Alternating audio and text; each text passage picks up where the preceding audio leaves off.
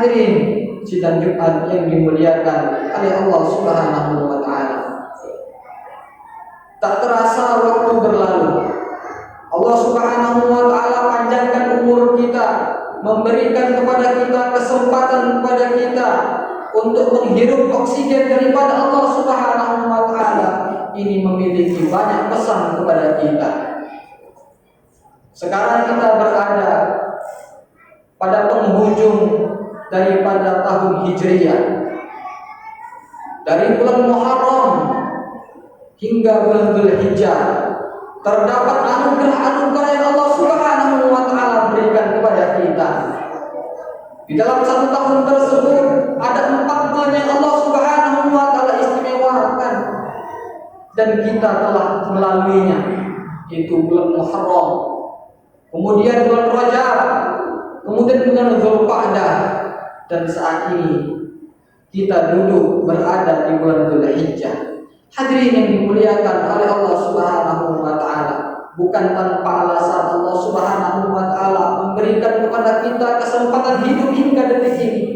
Allah Subhanahu wa taala memberikan kita kesempatan hidup di dunia ini bukan lain dan bukan tidak, bahwasanya kita diberikan kesempatan oleh Allah Subhanahu wa taala untuk menjadi pribadi yang lebih baik.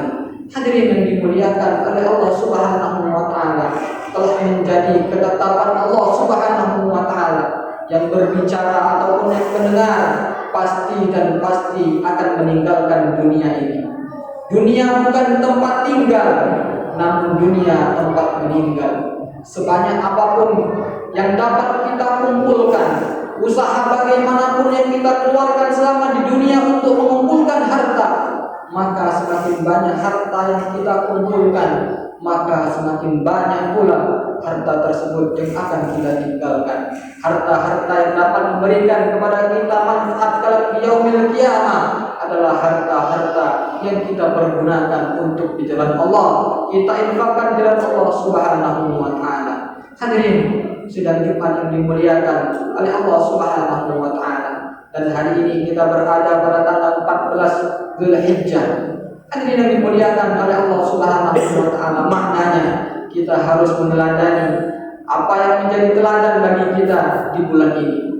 Dan telah kita ketahui bersama, kita mengetahui bersama bulan ini adalah bulan yang istimewa, karena bulan ini adalah terdapat satu amalan yang tidak dimiliki di bulan-bulan lainnya, yaitu perjuangan yang dapat kita ambil daripada perjuangan Nabi Ibrahim alaihissalatu wassalam, itu kurban. Hadirin yang dimuliakan oleh Allah Subhanahu wa taala, Nabi Ibrahim adalah Abul Anbiya, bapaknya para nabi. Dari keluarga Ibrahimlah keluar nabi-nabi, bahkan nabi yang paling istimewa yaitu Nabi Muhammad sallallahu alaihi wasallam keluar daripada keluarga Nabi Ibrahim. Maka pesan yang dapat kita ambil, kita jadikan Nabi Ibrahim, keluarga Nabi Ibrahim adalah suri tauladan. Hadirin yang dimuliakan oleh Allah Subhanahu wa taala, kita menyebut Nabi Ibrahim, menyebut keluarga Nabi Ibrahim di setiap salat kita. Ada apa dengan keluarga Nabi Ibrahim? Keluarga Nabi Ibrahim adalah keluarga percontohan, keluarga yang bisa kita ambil contoh untuk kita terapkan di dalam keluarga kita, sehingga keluarga kita dapat melahirkan pula setelahnya keturunan yang soleh-soleha. Hadirin yang dimuliakan oleh Allah Subhanahu wa taala, kenapa Nabi Ibrahim memiliki keistimewaan sehingga kita sebut namanya? Allahumma sholli ala sayyidina Muhammad wa ala ali sayyidina Muhammad kama shallaita ala sayyidina Ibrahim wa ala ali sayyidina Ibrahim. Ada apa umat Islam selalu menyebut-nyebut Ibrahim, Nabi Ibrahim dan keluarganya? Karena di dalam keluarga Nabi Ibrahim adalah keluarga yang diridhai oleh Allah Subhanahu wa taala. Daripada ayahnya, daripada ibunya, bahkan daripada anaknya, semuanya taat kepada Allah Subhanahu wa taala. Hadirin yang dimuliakan oleh Allah Subhanahu wa taala, maka kita selaku kepala keluarga, selaku ayah dan calon ayah, hendaknya menjadi Ibrahim, menjadi seperti Nabi Ibrahim alaihissalatu wassalam, yang hidupnya penuh ketaatan kepada Allah Subhanahu wa taala. Dan istri-istri kita, ibu-ibu kita, pasangan hidup kita jadikan sebagaimana istrinya Nabi Ibrahim alaihissalatu wassalam, yang mengutamakan ketaatan kepada Allah Subhanahu wa taala.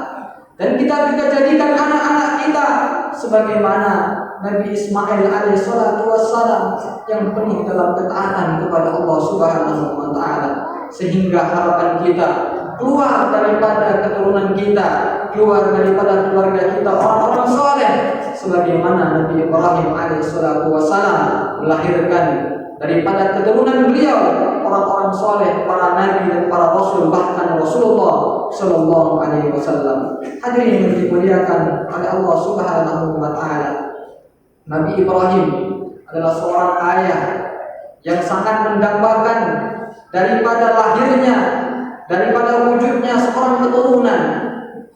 Bertahun-tahun Nabi Ibrahim alaihissalam menunggu kehadiran seorang buah hati, yang mana buah hati tersebut diharapkan dapat menolong daripada perjuangan beliau, untuk dakwah beliau, untuk perjuangan beliau. Maka hadirin yang dimuliakan oleh Allah Subhanahu wa taala, kita niatkan juga anak-anak kita yang telah lahir daripada keluarga kita niatkan juga untuk perjuangan agama Allah Subhanahu wa taala. Maka jangan sampai ketika kita memiliki buah hati yang kita pikirkan hanya dunia saja, hanya materi saja, hanya kesuksesan dari segi dunia saja, namun juga yang harus kita pikirkan bagaimana anak kita sukses dunia dan akhirat, sehingga kita pentingkan agamanya, kita pikirkan agamanya, kita pikirkan sholatnya, kita pikirkan ibadahnya, sehingga anak menjadi investasi terbaik kita kelak setelah kita meninggalkan dunia ini.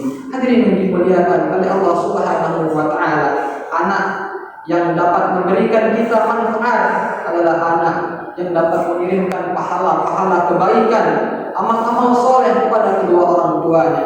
Alangkah bahagianya orang tua ketika telah wafat, dia dapat mewariskan seorang anak yang taat kepada Allah Subhanahu wa taala, yang dapat senantiasa mendoakan dia setelah sholat, mendoakan dia setelah daripada kematiannya. Maka hadirin yang dimuliakan oleh Allah Subhanahu wa taala, kelak anak-anak tersebutlah yang akan mendatangkan kebahagiaan di dunia dan akhirat. Hadirin yang dimuliakan oleh Allah Subhanahu wa taala, daripada Nabi Ibrahim telah mencontohkan kepada kita doa-doa sebelum beliau mendapatkan Nabi Ismail alaihissalatu wassalam. Apa doanya? Rabbi habli minas salihin, ya Allah anugerahkanlah kepada kami, ya Allah, kepadaku ya Allah anak. Tapi beliau tidak berhenti pada doa tersebut.